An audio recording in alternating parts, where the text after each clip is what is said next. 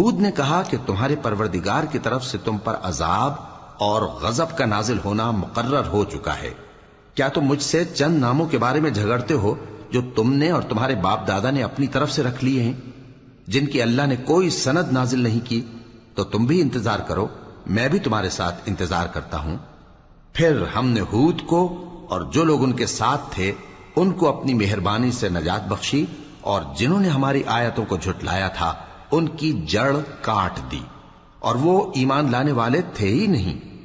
اور قوم سمود کی طرف ان کے بھائی صالح کو بھیجا تو صالح نے کہا کہ اے قوم، اللہ ہی کی عبادت کرو، اس کے سوا تمہارا کوئی معبود نہیں۔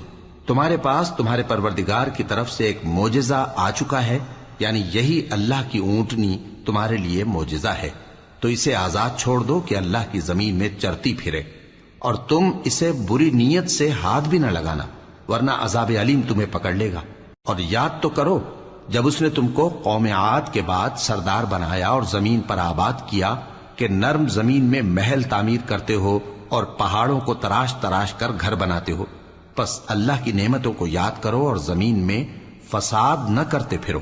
تو ان کی قوم میں سردار لوگ جو تکبر کرتے تھے غریب لوگوں سے جو ان میں سے ایمان لے آئے تھے کہنے لگے، بھلا تم یقین کرتے ہو کہ صالح اپنے پروردگار کی طرف سے بھیجے گئے ہیں؟ انہوں نے کہا ہاں، جو چیز وہ دے کر بھیجے گئے ہیں ہم اس پر بلا شبہ ایمان رکھتے ہیں۔